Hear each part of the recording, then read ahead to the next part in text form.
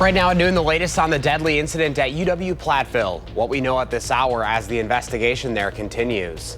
Plus, President Trump visits Capitol Hill to rally Republicans around his tax cut and spending bill. Why some within his own party are divided over the legislation. This is News 3 Now at noon. Thanks for joining us. I'm Josh Spreiter. Right now, 2 students are dead after an incident at UW-Platteville Monday, but we still don't know any details about what exactly happened. The school also announcing that final exams are canceled. Arman Rahman continues our coverage live in Platteville this afternoon. Arman?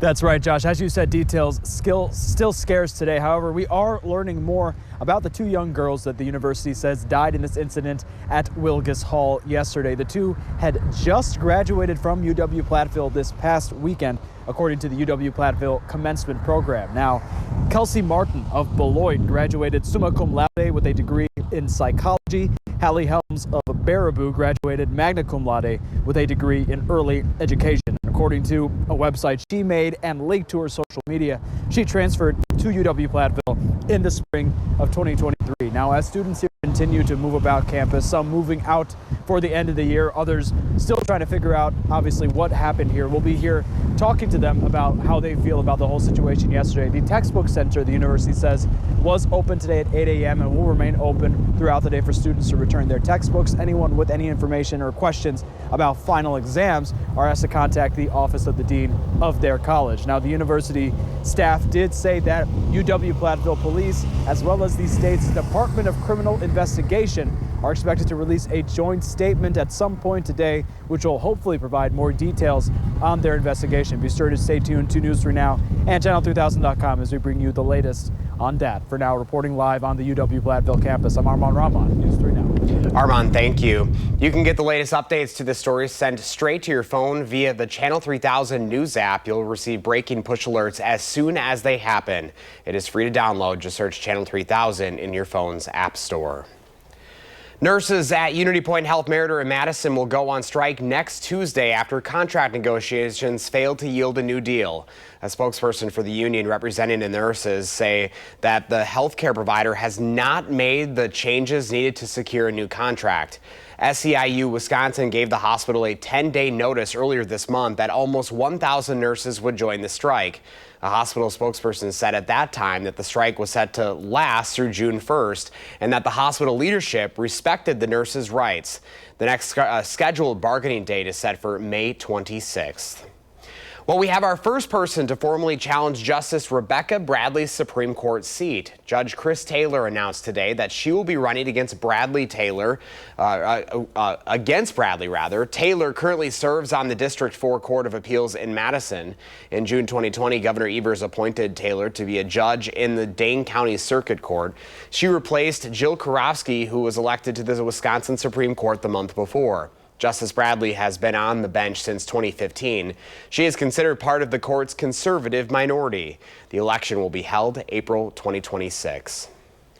McFarland's Police and Fire Commission has ended its months-long search for a new police chief without making an appointment. 4 finalists were interviewed in March, but commissioners say none fully match the department's needs. Interim Chief Brian Redmond will continue the role for now. The village will reassess its recruitment process, and there's no timeline yet for restarting the search. In more local news this afternoon, the City of Madison Equal Opportunities Commission will host community listening sessions to discuss workplace discrimination. These sessions are part of a citywide initiative to engage community members into open dialogue and amplify diverse experiences. The first one will be held Wednesday, June 11th at 6 at Central Library. Input from these sessions will help inform future citywide strategies and resources for employees and employers. Happening today, several local organizations are coming together for a Gun Violence Prevention Day news conference. Groups like Moms Demand Action and March for Our Lives will be there, calling for stronger gun laws in the state. The event is set for 1 this afternoon at the state capitol.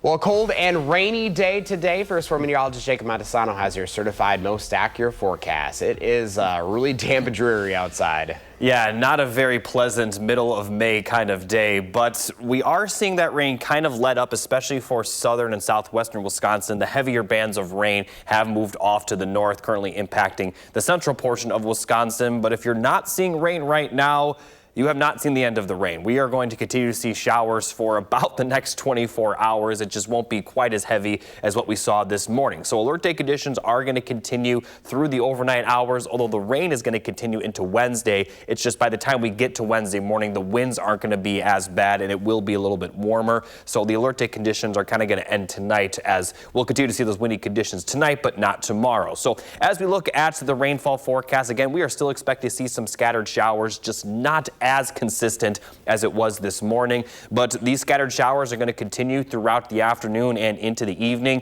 Might get a pretty good break for the evening and early overnight hours, but as we get closer to Wednesday, we're going to see more rain move back into the region. Could see some more pockets of heavy rainfall, and these showers are expected to continue through much of the day, finally starting to clear out by the evening, and then it will fully clear out by the time we get to Thursday morning. The good news is that we're not going to see any severe weather with this. Now, I'll continue talking about the forecast after this rainfall coming up, but it does look like that we're going to continue to see some below normal temperatures. I'll have the details still to come. All right. We needed the rain, though, so we won't complain about that. Exactly. All right, Jacob. Thank you.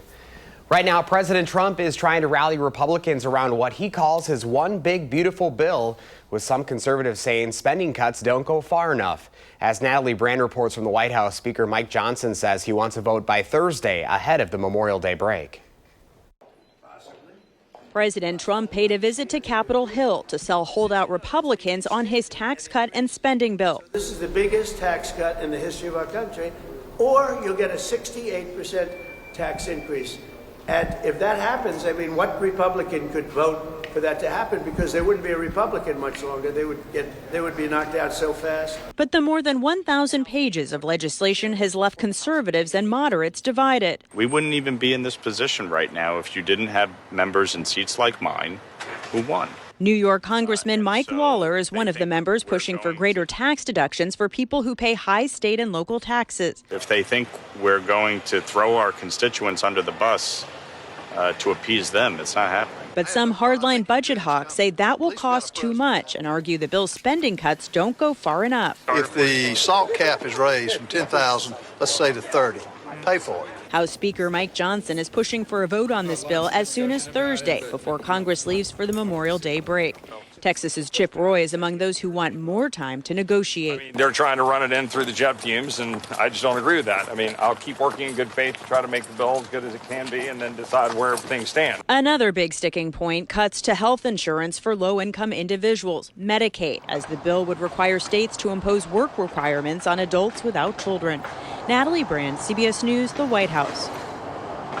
Initial estimates from the nonpartisan Congressional Budget Office say the changes to Medicaid in the House bill would save at least $625 billion and result in 10.3 million people no longer being covered by Medicaid by 2034. Well, there's good news for the millions of Americans expected to hit the road this Memorial Day. According to Gas Buddy, the average price of a gallon of gas is expected to be $3.08. That is the lowest price this time of year since 2021 and way lower than 3 years ago when it was $4.60. The decrease is mostly due to pressure on OPEC to increase oil production. That is the oil-producing countries who, to a huge degree, control the world's supply of oil and therefore its price. Currently, the state average for a gallon of gas is $2.97. Well, you're watching News 3 Now at noon. We'll be right back. Welcome back to News 3 Now at noon. Let's take a look at the stock numbers at the noon hour today. If we can pull them up on our screen, here's the stock report. The Dow is up 93 points, NASDAQ down 34, and the S&P 500 down this hour 17. Our Call for Action volunteers are in the building taking your consumer complaints and taking action on your behalf. You can call for action at 608-270-2833 or submit a claim anytime at channel3000.com/call-for-action. We'll have the Midwest Farm Report next, along with the first warn forecast. And later on Live at 4, more men are being diagnosed with advanced prostate cancer. UW Health's Dr. Jeff Potoff on the prognosis and treatment options.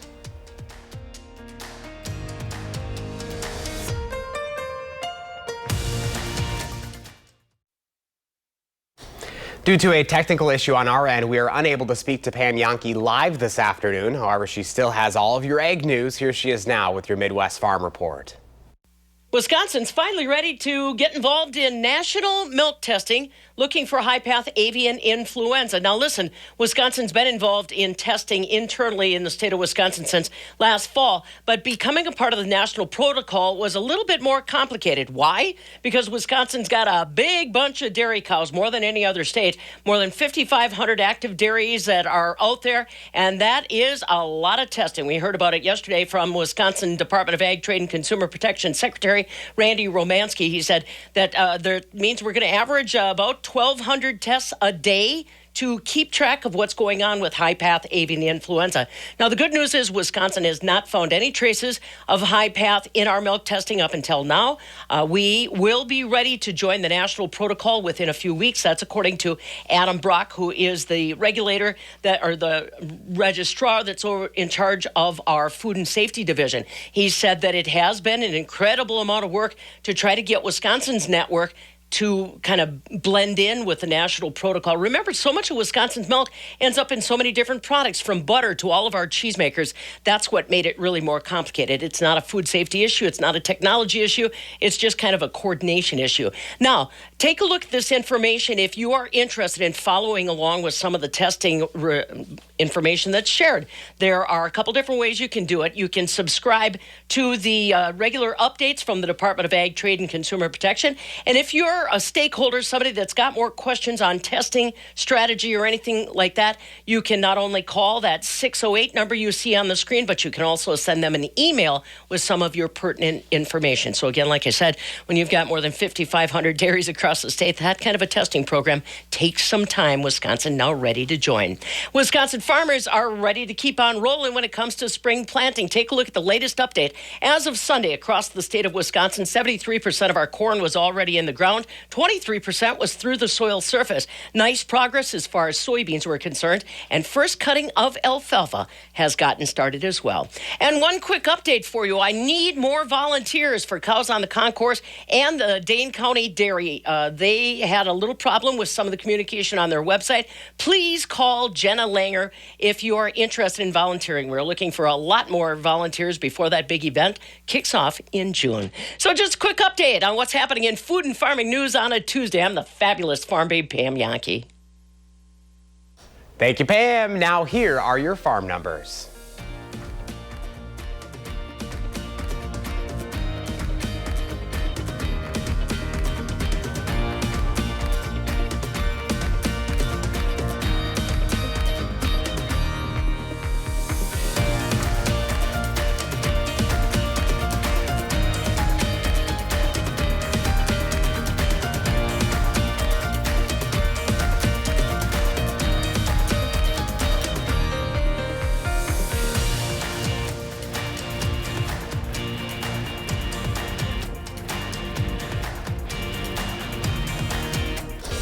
We are tracking lots of rain out there today. First Warn meteorologist Jacob Montesano has the forecast. Hi, Jacob. Hey, Josh. Alert day conditions are expected to continue for the rest of today and into tonight. Still going to see some rain for Wednesday, but it won't be as windy, so alert day conditions for the most part ending tonight. And as we take a look at the current radar, we're still seeing plenty of rain across the area, although right now far southern and southwestern Wisconsin are seeing a little...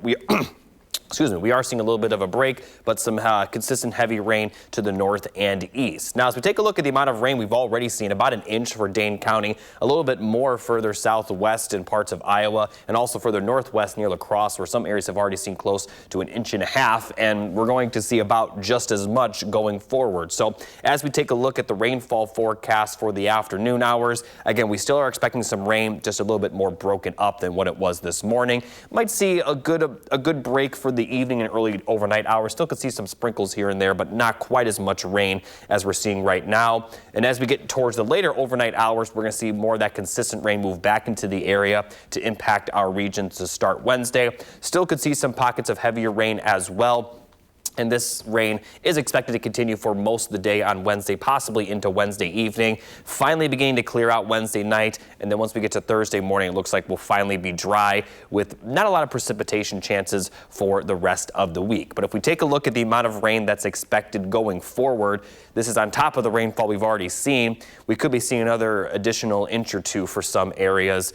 Pretty much everybody has that chance, and some areas could still see a little bit more depending on where the heavier bands of precipitation do fall. So we're certainly not done with the rainfall, although for right now, Madison and areas south not seeing quite as much at the moment. Now, on top of all this, we've been seeing some pretty gusty winds right now, up near around 30 to 35 miles per hour. It will continue for the most part during the day. By the evening, we're still going to see those strong winds, but once we get to the overnight hours, it will start to calm down, but still going to see those gusts up around 20 to 25 miles per hour. And then for Wednesday, it definitely will be better, although it still will be very chilly, especially compared to normal, but just slightly better than today when it comes to the temperatures. Now, the good news is that we're not going to see any rainfall for the rest of the week, although we could see some precipitation over Memorial Day. And on top of the dry conditions that we are expecting for the end of the, on top of the dry conditions we're expecting for the end of the week, we also are going to see those temperatures warm up, but they're still going to be a little bit below normal for this time of the year. So the average high is supposed to be in the middle to lower 70s. We may not get back to that level until the middle of next week, but at the very least, we still are going to see some pretty nice conditions over the weekend. Also want to point out that we could see some frost during some of the overnight hours, especially Thursday night, where we could see those temperatures dropping into the 30s. So we may have more concerns about that moving forward. Yeah, I know the rainfall is helping the plants, but then we may see some of that frost impact them a little bit later. For next week, Memorial Day, we do have a chance of rain, but it looks like we'll see those temperatures return to the 70s by the middle of next week. You know, this forecast does not look like a forecast where we just saw 80s last week. It looks more like the fall time, you know, where temperatures continue to get colder, but it's the springtime, so the fact that we had 80s last week and we're not even going to be close to that for the next 10 days, pretty interesting. It kind of feels a little bit like March out there. Yeah, I had to pull up my winter coat to be live this morning. I was like, come on, it is late May. Yeah, yesterday I refused to bring my coat in, but I had to today, obviously. Oh. It's chilly out there. Yeah, that wind is biting us today. Yeah. All right, Jacob, thank you. We'll be back and check in with Mr. Food next. Share a recipe that my neighbor, Mrs. D, used to make every summer when I was growing up. It wasn't fancy. As a matter of fact, it was pretty simple, which is what made it so good. It's been years since I last had it, and Mrs. D is no longer with us. So here's my rendition of it based on lots of good memories. To make the crust, we combine some finely crushed sugar cookies with melted butter. This gets pressed into a 9x13 pan and gets baked off. Next, we beat together some heavy cream with granulated sugar until it forms stiff peaks. Now to that, we add some cream cheese and whip it up until it's nice and fluffy. At this point, grab a rubber spatula and fold in lots of sliced fresh strawberries. All of this goodness now goes on top of our cooled crust, and into the fridge it goes to firm up. I can still remember how she topped each piece with extra berries. To get the cool and refreshing recipe for Mrs. D's Icebox Strawberry Shortcake Bars, all you have to do is stop by our website. I bet this would be perfect for any Memorial Day get-together. I'm Howard with Kelly in the Mr. Food Test Kitchen, where today we found a very easy way for you to say, ooh, it's so good. Mrs. Here's Jacob with the final check of your first warn weather. Thanks, Josh. We're going to see those alert day conditions continue through the overnight hours as rain is still expected throughout the afternoon and the evening and into Wednesday as well. So we're going to see rain for at least another 24 hours, finally clearing up by Wednesday evening. And then for Thursday, we should be dry, although we will see the temperatures remain below normal. And then the clearer skies Thursday night could lead to some frost. But after that, we are going to warm up into the 60s, still below normal, but a lot better than today for sure. And then for next week, we're going to see 70s return with the chance of rain on Memorial Day. But right now, it doesn't look like that rain will be anywhere close to what we're going to see today. And at least temperatures will warm up into the 60s. So remaining below normal for the most part, but still warming up, and then we will be back near normal by the time we get to the middle of next week. And eventually those 80s will return for those of you that want to see more of it. We know it'll return at some point. Yeah. It's almost summer. All right, Jacob, thank you. Thanks for joining us today at noon. We're back with more Live at 4.